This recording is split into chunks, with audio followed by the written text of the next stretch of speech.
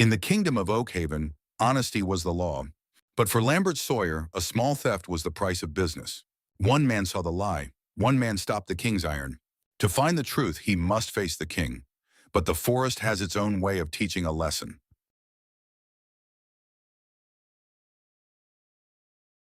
In the kingdom of Oakhaven, under the wise and humane rule of King Leofric, the town of Black Bark lived by the rhythm of the axe. Lambert Sawyer, the family head, had held the king's timber grant for 10 winters, and the folk held him in high regard for his tireless work. However, pride had taken root in Lambert's heart. He began to believe that a small portion of every sale was his by right of sweat, and he started to sneakily remove wood from the loads he sold.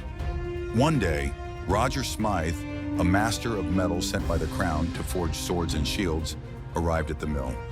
When Roger asked for a faggot of wood to light his hearth, he watched with a keen eye as Lambert thieved a portion of the bundle. Roger cried out at the dishonesty, but Lambert remained firm and arrogant, telling the smith to take it or leave it. Roger left empty-handed. As a sennight passed, Roger watched as Lambert continued to steal from the townfolk, who were too blinded by Lambert's reputation to see the truth. Roger realized that if he could not trust the wood measure, he could not fulfill the king's command. Desperate to fix the wrong, Roger stopped his production of blades and bucklers. When a high royal arrived to find the armory empty, he ignored Roger's pleas, threatening him with dire consequences if the smoke did not rise from the forge soon. It was Roger's young daughter who gave him hope. Through a simple question about the length of her wooden toy sword, she made him realize that all things must have a fixed measurement.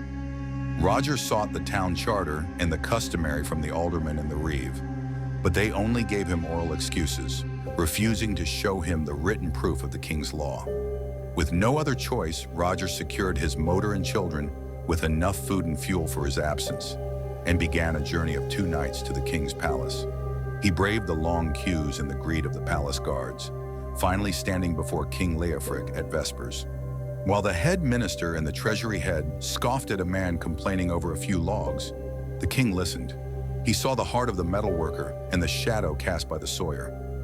"I have heard your side, Master Smith," the king declared. "Now the sawyer must answer for his deeds."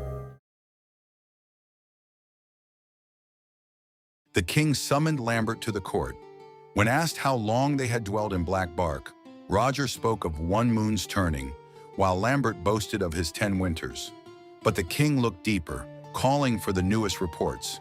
He revealed that a new royal charter had been signed at the Feast of the Annunciation, which removed the sawyer's keeper's portion, a law the reeve had failed to publish to the folk. The king found the reeve guilty of negligence and Lambert guilty of prideful theft. Lambert's punishment was unique. He was ordered to orbit the rugged, uncultivated forest on foot, alone. While wandering hungry and exhausted, Lambert found a single bush of berries, only to watch a troop of monkeys devour them before he could take a single one.